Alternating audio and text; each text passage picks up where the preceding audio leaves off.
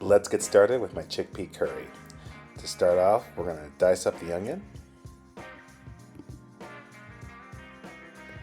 We're going to heat up the pan with some coconut oil and then go ahead and brown these onions. While the onions are browning, I'm going to go ahead and prepare the ginger.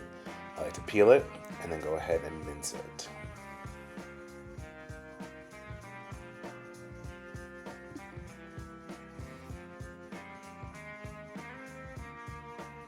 Look at that beauty.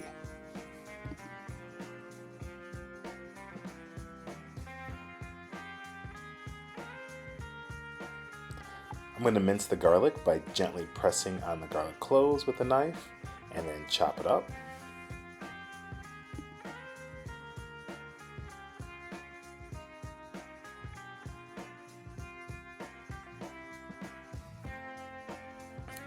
Time to dice up those tomatoes and set them aside.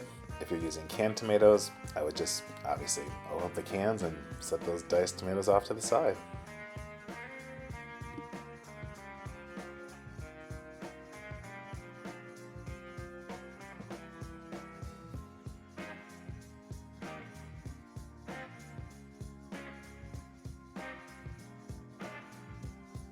And now we'll chop up the potatoes and set them off to the side as well.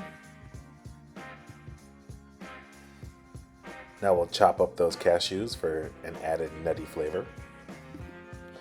Time to set up our ground spices. I've got curry powder, turmeric, coriander, a little bit of chili powder, and red pepper flakes. I like to set them off to the side in a little bowl and then just stir them up.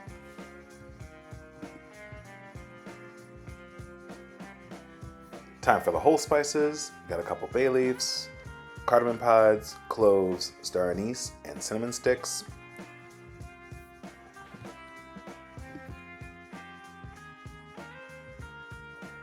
Now that the onions are nice and browned and sauteed, it's time to add the garlic.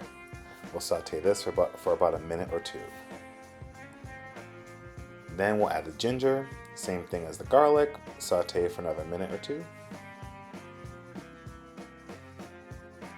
Time to add those ground spices. Remember, I like to go ahead and wake up those spices. I don't just throw them in. I want to saute them in there with the onions, the garlic, and the ginger. And then we'll add the whole spices as well. And we're going to saute these for about another minute or two just to get the flavors to go together. Then we'll add the tomatoes. And what I like to do with the tomatoes is get them in there, fry them up a little, and then I want to simmer them. So I'll put the lid on and let it simmer over time. And you'll see it get a nice soupy consistency. After a few minutes, we'll go ahead and add those crushed cashews. This is optional, but I do like to add it. It adds a nice little nutty flavor to the dish and a pinch of salt as well.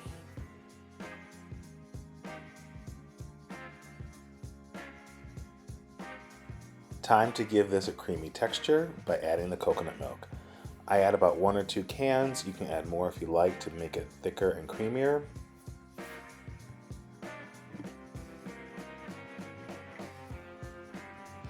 Go ahead and mix it up for a little bit, and then once again we want this to simmer.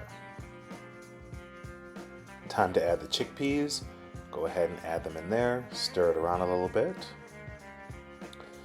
Then we want to go ahead and add more liquid. I prefer to use coconut water, but you can use regular filtered water. And then we want to go ahead and put the lid on it and bring it to a boil and then a light simmer. I like to simmer it for about an hour, and then after that, then I add the potatoes and then simmer for about another hour or so and stir as needed. Here's a close-up of my chickpea curry. This was done in a 9-quart stock pot, and it would get me about 12 to 14 dinners. You can eat it on its own, or and like you see in the video here, you can pair it with my turmeric rice. If you like what you see, feel free to subscribe, like, and leave a comment.